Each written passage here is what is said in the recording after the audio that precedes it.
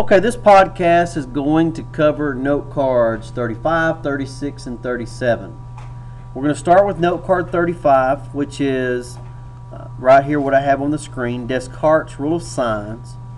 And without reading all the stuff in the box, I'm just going to kind of go over what this is about.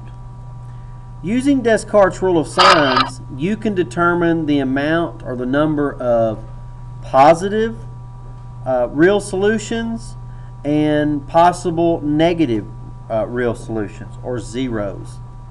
All you're doing is looking at the sign changes of the function given. So right here we're given f of x is equal to x to the fifth minus x to the fourth plus 3x to the third plus 9x squared minus x plus 5. If you'll notice that x to the fifth is positive, so from here to here I have one sign change because I went from positive to negative. And now I'm going from negative to positive, so that's another sign change. Positive to positive, no sign change. Positive to negative, sign change. And negative to positive, sign change. So I have 4 sign changes. Since there are 4 sign changes, there are 4 or 2 or 0 real positive roots. What you want to do here is take the number you get when you count the sign changes and count down by 2. That's why we have 4 or 2 or 0 real positive zeros or solutions. Now what about negative? Possible negative solutions. What you do is you want to look at f of negative x. Rewrite your function using a set of parentheses everywhere you have an x, and plug in negative x for each one and then simplify. Some of the little tricks I taught you at the beginning of the year about negative numbers raised to even powers are positive, and negative numbers raised to odd powers are negative. Okay? So if I look here, I have a negative x raised to an odd power, so that's negative. So negative x to the fifth. Negative x raised to the fourth, 4 is even, so that's going to be even, or I'm sorry, positive, but this minus sign out here keeps it negative.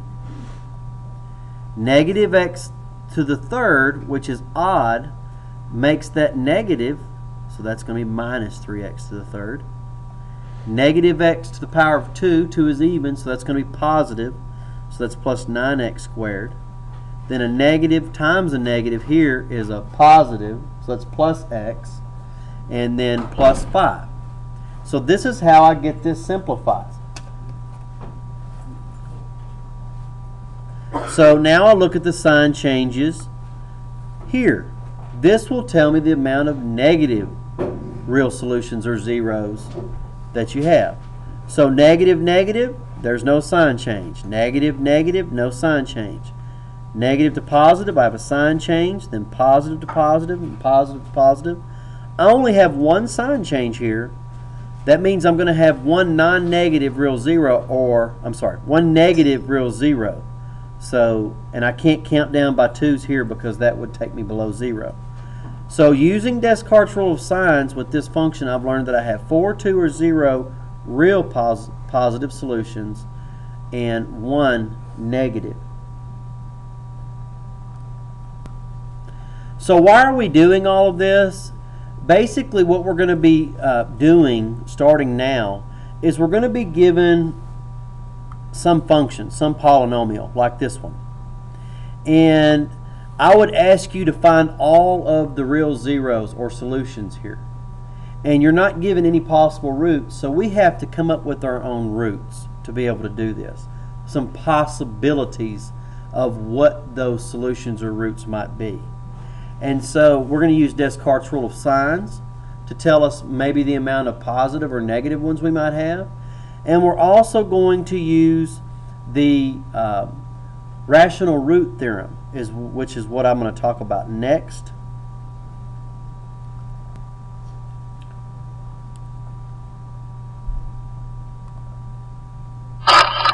Okay, so let's move right into note card 36. On note card 36, it tells you that to find possible rational roots of a polynomial, we want to let p be a possible factor of the constant and let q be a possible factor of the coefficient. Okay? So let me just open this up with an example. This is example for note card 36.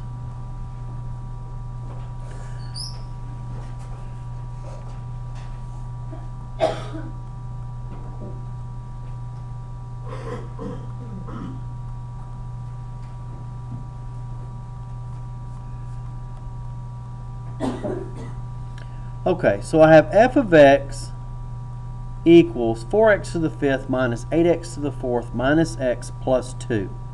So how does this is called the rational root theorem.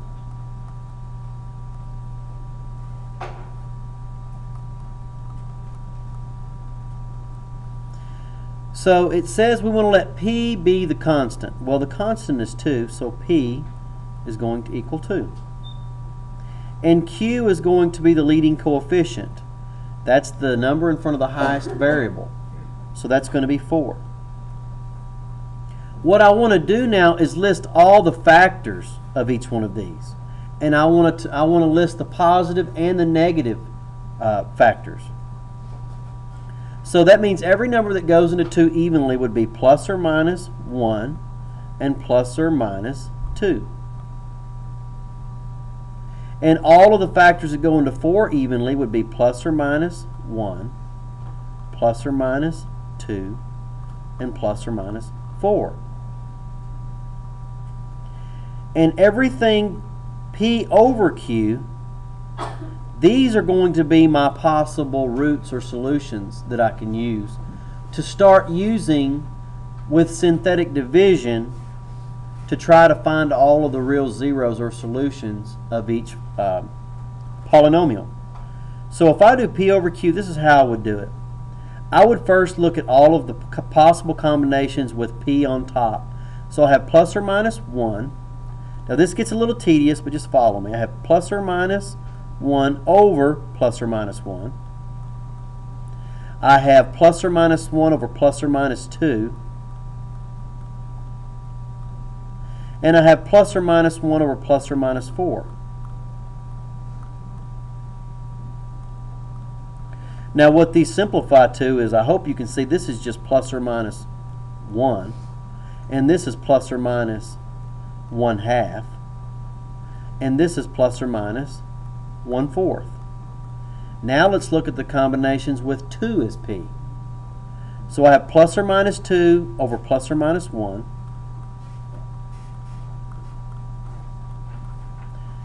And I have plus or minus 2 over plus or minus 2, which is just 1 again. I'll go ahead and write it down so you can see it. And then I have plus or minus 2 over plus or minus 4. So this one right here, plus or minus 2 over plus or minus 1, is just plus or minus 2, because 2 over 1 is just 2. And then this is just 1, and I already have 1, so I do not need to rewrite that. And then plus or minus 2 over plus or minus 4 is 1/2, so I don't have to rewrite that either. So all of my possible roots is right here. Plus or minus 1, plus or minus 1/2, plus or minus 1/4, and plus or minus 2. So how I would use this is, I'll show you in the example for note card 37, where I'm going to next.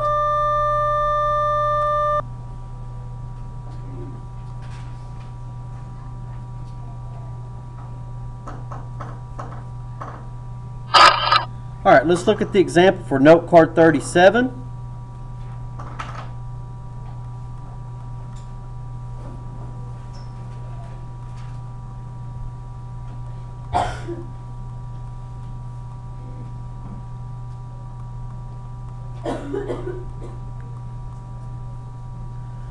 Okay, this is for note card 37, and this is just tying everything in together.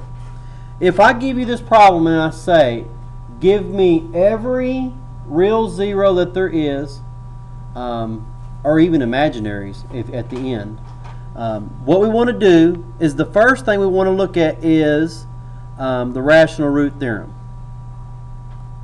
And I'm just going to abbreviate RRT, rational root theorem. So if I look at the rational root theorem, what I have here is P is 12 and Q is 1, because P is the constant and Q is the highest powered variable's coefficient, or the number in front of the highest powered variable. And so this is exactly what we just did on the previous note card, so you'll get to see it back to back. But here I'm going to show you exactly how you would use it. So I have to look at the factors of P. So that's going to be plus or minus 1, plus or minus 2, plus or minus 3, plus or minus 4, plus or minus 6, and plus or minus 12. Yes, there's a lot there. And then the factors of Q, there's just 1, plus or minus 1, or there's 2, plus or minus 1. Now I have to look at P over Q, which since Q is 1, it's just going to be all of my P's. So plus or minus 1 over 1, which is just 1, plus or minus 2 over 1, which is just plus or minus 2, plus or minus 3 over 1, which is just plus or minus 3, and so on. And the reason it's this way this time is because Q is 1, and anything over 1 is itself. So all of my factors of P over Q are all of my, these are all possible roots to this polynomial here that I've started with. Now, how I would use Descartes' rule of signs, and sometimes I'll be honest with you, sometimes Descartes' rule of signs is helpful and very beneficial, and sometimes it's not that beneficial. It just depends on case by case, but I always use it because when it's helpful to know, it's good to know. So I'm looking at sign changes of what I'm given. Going from a positive to a negative, that's one sign change. Then a negative to a negative, not a sign change. And then negative to a positive, sign change. So I have two sign changes, which means that I have 2 or 0 possible positive roots.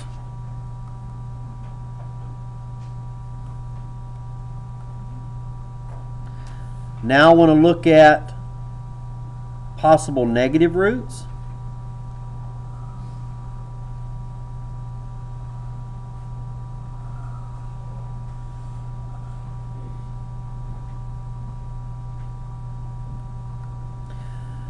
So here I want to look at f of negative x. So I have to put a parenthesis everywhere I have an x.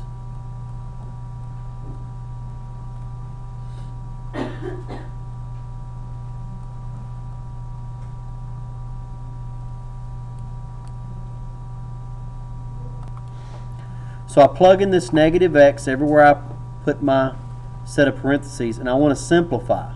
So I have a negative number raised to an even power, that's positive, so that's x to the 4th. Negative number raised to an even power, that's positive, but it's negative out here, so it's minus 11x squared. Then a negative times a negative, or a minus times a negative, is positive 2x, and then plus 12. Look at my sign changes. So from a positive to a negative, that's 1. Negative to a positive, that's 2. Positive to positive is the same. So I have 2 or 0 possible negative roots. Now, you might be wondering, why are there so many different possibilities down here when I'm only going to have 4 actual solutions? And the answer is, these are just possible solutions. They're not all going to be solutions or zeros. We're going to have to start using synthetic division to see. Now what we've been doing is talking about synthetic division, we put the second thing we did was Descartes' rule of signs. What we've been using is synthetic division, but before we were given a possible root. Now we're given nothing, so we have to use Descartes' rule of signs and the rational root theorem to come up with what are possibilities for these. What might a root be? I have to have somewhere to start. Because remember, what I want to do in this situation, I have a quartic function, the highest power is 4. I want to use synthetic division and be able to divide out x values or solutions and go down to a cubic or a quadratic into a situation to where I can either factor or use a quadratic formula to find my remaining roots. So with this one right here, what I would want to do is I want to start my synthetic division, and I want to start with the easiest one I can think of, which will be 1. I'll start with 1 because that's the lowest number. It's the easiest number to work with because positive 1 right here is a possible root, right? So I want to start dividing by this positive 1. And what I'm dividing by is this polynomial here, and so I'm just using synthetic division. 1's in front of the x to the 4th. X cubed is missing, so I'll put a 0. X squared, the coefficient is negative 11. The negative 2 is in front of x, and then positive 12. And I bring down my first number here, and I'm just doing synthetic division, which we've all been doing. But I'm using these possible roots up here to divide by to see what might be a solution. So I do my synthetic division. 1 times 1 is 1. Add these two, you get 1. 1 times 1 is 1. Add these two, you get negative 10. 1 times negative 10 is negative 10. Add these two, you get negative 12. 1 times negative 12 is negative 12. Add these two and you get 0. My remainder is 0, which means that 1 is a solution. So I have one of my solutions. Right now I have x equals 1 as one of my solutions. So now what I have left, if I started with the quartic, what I have here now is a cubic. And you might want to take note of that that's a cubic, because you want to work your way down to, sometimes you might find a cubic that's factorable, but most of the time you're going to have to work your way down into a quadratic, which is either going to be factorable or you can use the quadratic formula to find the remaining two roots.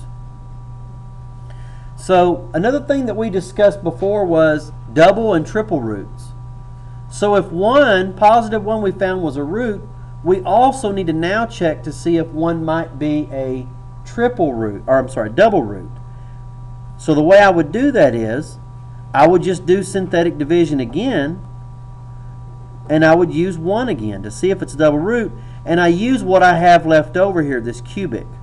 So that's 1, 1, negative 10, and negative 12. Then I just do my synthetic division. Now it's really easy for me to erase here on this, so in a minute you're going to see me doing some erasing. Don't do the erasing on your paper. Just go ahead and plan on using a few sheets of paper for this assignment and just go on to the next problem without erasing. So I bring down my 1. 1 times 1 is 1. Add these two, I get 2. 1 times 2 is 2. Add these two, I get negative 8. 1 times negative 8 is negative 8. And when I add these two, I get negative 20. So that means that 1 is not a double solution. So I quit with the 1 and I start over, and now I'm going to use positive 2. I'm going to move on to my next one. So you would just go down on the sheet of paper and use the next one. Me, I'm going to erase for the reason of saving space. So I'm going to start with positive 2. Still bringing down my 1. Now what's going to happen here is you're going to start to notice that this is where I was talking about it becomes tedious, because there's just lots of little steps. Yeah, we have 1, 2, 3, 4, 5, 6, 7, 8, 9, 10, 11, 12. 12 possible synthetic division problems I have to do. But hopefully I get lucky and find some solutions and I can just factor in a second. So trying the 2, 2 times 1 is 2. Add these, I get 3. 2 times 3 is 6. Add these, I get negative 4. 2 times negative 4 is negative 8. Add these, and again, I get negative 20. It's not a solution. So now I'm going to move on to the negative 2. And again, I'm just erasing. You can make another place on your paper. Negative 2 times 1 is negative 2. Add these, I get negative 1. Negative 2 times negative 1 is positive 2. Add these, I get negative 8. Negative 2 times negative 8 is positive 16. And again, not 0, so negative 2 is not a solution. So now I move on to positive 3.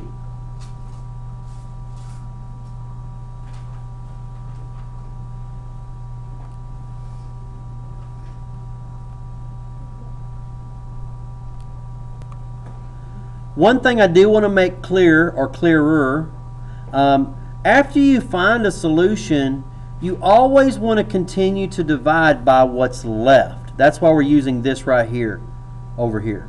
You don't want to go back to the original after you find a solution. You just use what's left. Okay, so 3 times 1 is 3. Add these, you get 4. 3 times 4 is 12. Add these, you get 2.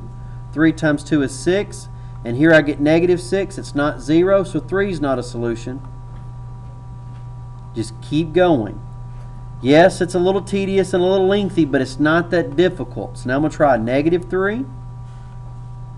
And notice I'm just going in order. First I started with positive 1, then negative 1. Positive 2, then negative 2. Positive 3, now negative 3. Negative 3 times 1 is negative 3. Add these, you get negative 2. Negative 3 times negative 2 is positive 6. Add these, you get negative 4. Negative 3 times negative 4 is positive 12. And finally, I get another solution. So I have a solution at x equals negative 3 and positive 1 so far. And what I have left here now is a quadratic. So that's x squared minus 2x minus 4. So I started with a power of 4, and when I took out one root successfully, I had a cubic, or a power of 3, which was here. And when I took another x out and found a solution successfully, what I'm left with is a quadratic. So I'm going down in powers each time I find a root. So what I have left here is this quadratic, and I can find the final two solutions by either factoring or using the quadratic formula. What I notice here is that this is not factorable because there's not two numbers that add to negative 2 and multiply to negative 4 at the same time. So I must use the quadratic formula.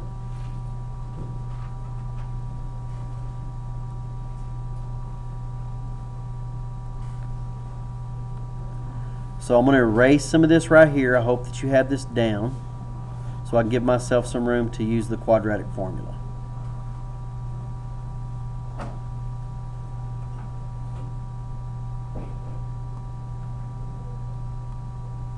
Okay, so the quadratic formula is minus b plus or minus square root b squared minus 4ac over 2a. And in my problem, right here, a is 1, b is negative 2, and c is negative 4. Plug it in, so I have minus negative 2 plus or minus square root.